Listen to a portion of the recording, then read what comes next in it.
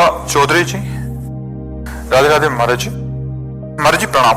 महाराज जी, जब से मैंने होश संभाली है या जब से मुझे सही या गलत समझ आने लगा है, तब से मैंने कभी किसी को सताया नहीं, ठगा नहीं, पैसे नहीं मारे, धोखा नहीं दिया या गलत नहीं किया। महाराज जी, फिर भी ना जाने क्यों एक डर के साथ जी रही हूँ। मुझे समझ नहीं आ रहा, जब भी सो के उठती हूँ या एक अलग सा डर मेरे को सताता रहता, बहुत डिप्रेशन हो जाता है। ये कोई पाप है जो पूर्व का है। वर्तमान में तो आप ईमानदारी से चल रहे, पूर्व का पाप नष्ट करने के लिए नाम जप कीजिए, अधिक से अधिक नाम जप कीजिए, निर्भय हो जाएंगे। देखो, हम रोज मृत्यु से लड़ रहे हैं, दोनों किडनी खराब है और भयानक कष्ट रहता है, लेकिन ना हमें मृत्यु का डर है, ना मुझे पीड़ा है, ना मुझे कोई शोक है। मैं हर समय आनंदित रहता हूं। क्यों? क्योंकि भगवान का नाम हमारे पास है, राधा नाम हमारे पास है। अगर ये ना हो तो जैसा आप कह रहे हैं, हम डिप्रेशन में चले जाएं, लेकिन हम आनंदित हैं, हम प्रसन्न, सत्य कहते हैं, हम बिल्कुल प्रसन्न रहते हैं, बिल्कुल हमें कष्ट नहीं, सब कष्ट होते हुए भी। तो हम आपको बता रहे हैं कि अगर हम शोक से, भय से, चिंता से, दुख से निवृत्ति पाना चाहते हैं तो हमें खूब राधा नाम जपना चाहिए। तो जब से जैसे राधा नाम बढ़ेगा और पाप नष्ट होगा, आप निर्भय होते जाएंगे, आपको एक आनंद मिलने लगेगा। अब जैसे मृत्यु है तो मुझे लगता है जिस दिन मैं मरूंगा तो मेरी प्रियाजू की सखियां आएंगी और मुझे अपने पास ले जाएंगे। मुझे डर नहीं है कि हमारा कुछ छूट जाएगा, हमारा कुछ है ही नहीं तो क्या छूटेगा। हमारे तो प्रभु है, वही मिलने वाले हैं। शरीर छूटा, प्रभु से मिल गए। तो मृत्यु का भय तब लगता है कि हमारा पुत्र छूट जाएगा, पति छूट जाएगा, मकान छूट जाएगा, हमारे रिश्ते छूट जाएंगे, बैंक बैलेंस छूट जाएगा। ये सब छूटना है, उसको पकड़ो जो छूटना नहीं है। प्रिया प्रीतम, किशोरी किशोरजू, ये कभी छूटने वाले नहीं है। तो नाम जप करते हुए यदि हम अपना जीवन व्यतीत करें तो हम निर्भय हो जाएंगे, निश्चिंत हो जाएंगे, निश्चोक हो जाएंगे। जी। वेदा जी पंजाब से। राधे राधे गुरु। राधे राधे महाराज जी। महाराज जी, जब कभी कोई किसी के प्रति बुरा विचार आए या कोई गलत सोच आए जो हम करेंगे नहीं बट अंदर आ रही है, तो महाराज जी अपराध है क्या? अपराध तो नहीं है, कलयुग का एक प्रभाव है। कलिकर एक पुनीत प्रतापा, मानस पुण्य होए और नहीं पापा। कलयुग में मानसिक पुण्य तो लागू हो जाएगा, पाप लागू नहीं होगा। पर अगर हम ज्यादा मन से गंदी बात सोचने लगेंगे तो फिर वो क्रियाओं में उतर जाएगा, रोक नहीं पाएंगे। और जब क्रियाओं में उतर जाएगा तो फिर पाप लग जाएगा। जब तक क्रिया ना हो, केवल सोच बनी रहे तो पाप नहीं लगेगा, लेकिन सोच को जब हम क्रिया में उतार देंगे तो पाप बन जाएगा। और सोच को रोक पाना बड़ा कठिन होता है। जब हमारा मन कोई संकल्प कर लेता है तो फिर वो क्रिया में उतर ही जाता है। इसलिए हम जिस समय हमारे मन में कोई पाप वासना, कोई गंदी बात, कोई दूसरे के प्रति गलत भाव आ रहा हो, उस समय में जोर जोर से राधा राधा बोलना चाहिए। राधा राधा राधा राधा राधा राधा राधा राधा। वो हट जाएगा, वो डिलीट हो जाएगा, वो नष्ट हो जाएगा, वो आपके ऊपर प्रभाव नहीं डाल पाएगा। और यदि नाम जप नहीं चल रहा और उसी का आप मनन करते चले जा रहे तो आपका मन गंदा होता चला जा रहा है। कोई चीज गंदा करना बहुत सरल है, लेकिन साफ करना बहुत कठिन है। मन को गंदी बातों का चिंतन करा के आप गंदा तो कर सकते हैं, लेकिन मन को नाम जप करके पवित्र करना बहुत समय लगता है। गंदगी हमारे मन में इकट्ठा हो जाती है तो फिर भगवान का भजन भी अच्छा नहीं लगता, संत संग भी अच्छा नहीं लगता। इसलिए सावधान रहे कि हमारा मन गंदी बातें जब सोचे, हमारा बस तो है नहीं, तो उस समय नाम जप जरूर करें। नाम के द्वारा वो अपना प्रभाव नहीं दिखा पाएगा और वो नष्ट हो जाएगा। राजवीर जी फरीदाबाद से।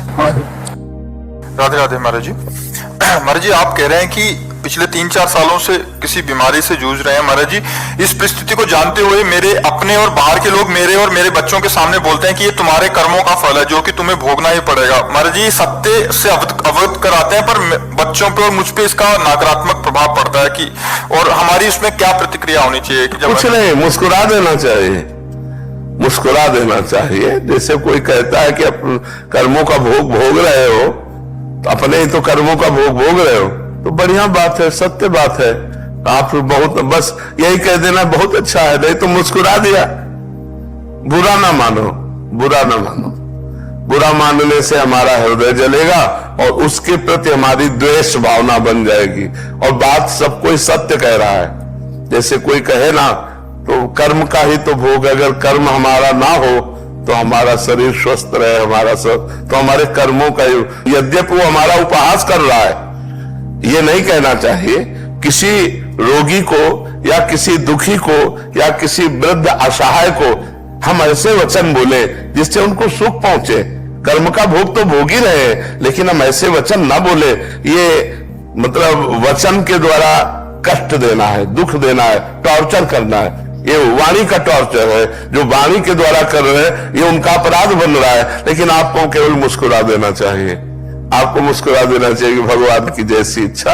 आप मुस्कुरा करके उस बात को टाल दें, उसे हृदय में ना लावें। आप सभी चेतना जी ग्रेटर नोएडा से। राधे राधे श्री हरिवंश। राधे राधे महाराज जी। गुरुदेव, हम ये सुनते हैं कि यदि हमें कुछ समझ ना आए तो हमें हमारे अंतर्ज्ञान की आवाज सुननी चाहिए। गुरुदेव, कच्चे या शुरुआती दौर के साधकों को ये आश्वासन कैसे हो कि हमें वो आज्ञा हमारे अंतर्ज्ञान से नहीं, गलत है। जो हमें कुछ समझ में ना आवे तो शास्त्र सम्मत हो, सिद्धांत के ज्ञाता किसी संत से मिलना चाहिए। हम मन की आवाज और आत्मा आवाज में भेद नहीं समझ पाएंगे कि हमारा मन बोल रहा है ये हमारी आत्मा बोल रही है। आप उसका निर्णय नहीं कर पाएंगे, क्योंकि मन भी तो बोल रहा है।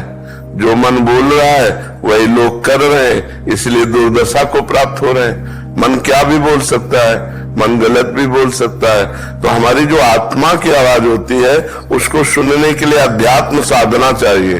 साधारण व्यक्ति के अंदर जब वो उठती है तो उसे हम सुनी करके वो मन की आवाज को सुनता है, वो आत्मा की आवाज को।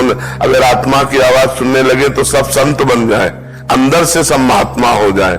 लेकिन उस आत्मा आवाज को, उस गुरुदेव की बात को, उस भगवान की बात को हम ठुकरा देते हैं। ऐसे वो स्फुरित होती बहुत धीमे। ये गलत है, नहीं करना चाहिए।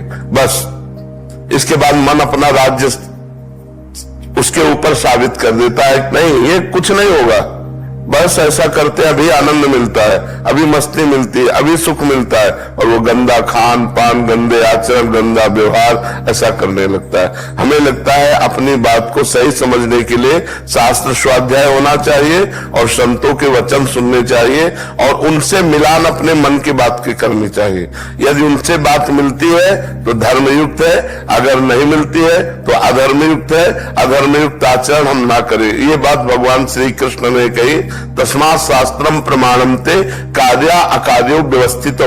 क्या करना चाहिए क्या नहीं करना चाहिए, इसके लिए शास्त्र प्रमाण है। तो हम शास्त्र स्वाध्याय करें। अगर शास्त्र स्वाध्याय हमसे नहीं हो पा रहा तो हम संतों से बात करें, जो भगवान के प्रेमी जन है, जो महान संत हैं, उनसे हम बात करें तो हमारा सब निर्णय ठीक हो जाएगा। अगर हमारी बात संत और शास्त्र से मिलती है मन की, वो धर्मयुक्त है, और जो संत शास्त्र से नहीं मिलती वो अधर्मयुक्त है। हम अपनी आत्मा की आवाज को सुनने लायक नहीं है। हमारे अंदर इतनी पवित्रता नहीं है कि हम अपनी आत्मा आवाज को सुनकर उसके अनुसार चल पड़े। हम मन की आवाज तक ही पहुंच पाते हैं, आत्मा की आवाज तक नहीं पहुंच पाते। मनोज जी जोधपुर। राधा वल्लभ श्री हरिवंश। श्री हरिवंश महाराज जी। महाराज जी, 2 वर्ष से यूट्यूब के माध्यम से आपका सत्संग में एकांतिक वार्तालाप सुन रहा हूँ। श्री जी के बल से मांस मदिरा प्याज लहसुन सब छोड़ दिया है, आपकी आज्ञा अनुसार चलने का प्रयास भी कर रहा हूँ। बहुत जी, मानव जीवन का परम पुरुषार्थ क्या है महाराज जी? भगवान का साक्षात्कार कर लेना। अगर भगवान का साक्षात्कार नहीं है तो जीवन मिट्टी है। क्यों? क्योंकि जब हमारा शरीर छूटेगा तो ना परिवार हमारे साथ जाएगा, ना बैंक बैलेंस साथ जाएगा, ना हमारा कोई मित्र साथ जाएगा, ना हमारा कोई पद साथ जाएगा, ना हमारा शरीर हमारे साथ जाएगा। जाएगा तो किया हुआ भजन साथ जाएगा, किया हुआ पाप कर्म या पुण्य कर्म, ये साथ जाएगा। तो हम पाप कर्म तो कर ही रहे हैं, क्योंकि धर्म का ज्ञान नहीं है तो हमसे पाप कर्म हो ही रहे, थोड़े बारे पुण्य हो रहे।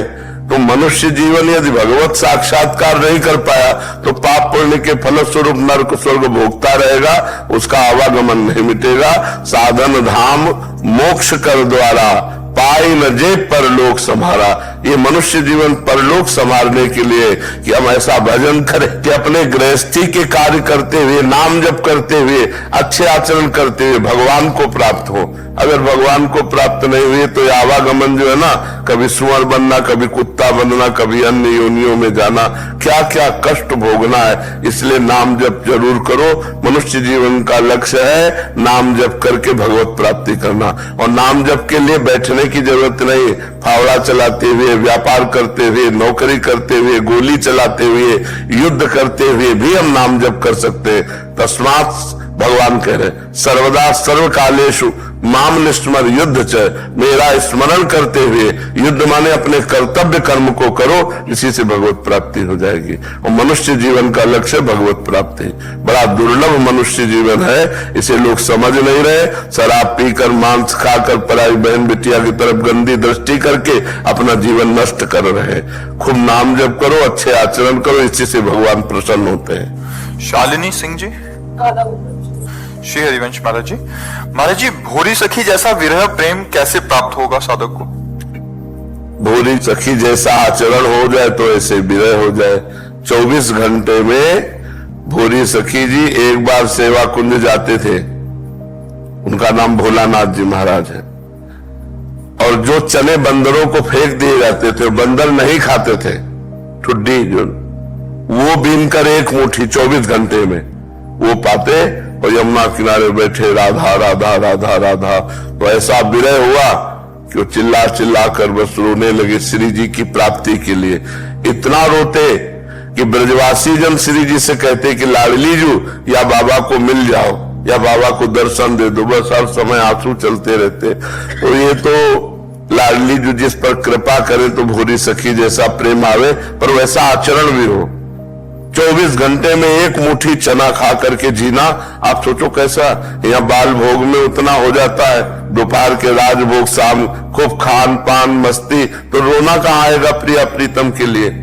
जब हम कष्टप्रद जीवन व्यतीत करते हैं तब भगवान के लिए रोना आता है। अगर हम सुख सुविधाओं का भोग करते हैं तो इसी में मन राजी हो जाता है, रोना कहाँ आता है। रोना तब आता है जब शुद्ध सतोगुण हो, रजोगुण तमोगुण का नाश हो गया, तो वो भगवान के दर्शन की लालसा होती। और जब भगवान के दर्शन की लालसा होती तब जिया नहीं जाता। दरस बिन दुखन लागे नैन, मीरा जी कहते हैं, जब से तुम बिछड़े पिए प्यारे, कबहु न पायो चैन, दरस बिन दुखन लागे। हा कृष्ण, हा राधा, कब आप मिलोगे। वो रो रहा है, वो विकलता भगवान जब जिस पर विशेष कृपा करते हैं, और विशेष कृपा उसी पे करते हैं जो यहाँ कुछ कामना नहीं करता, कोई भोग नहीं भोगता, केवल प्रभु के लिए। नहीं खान पान ते भावे है, नहीं कोमल वसन सुहावे है, सब विषय लगे ते खारा है, हरि आशिक का मग्न आ रहा है। नारायण हरि भजन में ये पांचों न सुहाग, विषय भोग, निद्रा, हंसी, जगत प्रीति और बहुबात, ये अच्छा नहीं लगता। वो एकांत में बैठे प्रभु के प्रति रोता रहता है। तो श्री जी से मनाओ कि भोरी सखी के प्रेम का एक किनका ही मिल जाए हमें।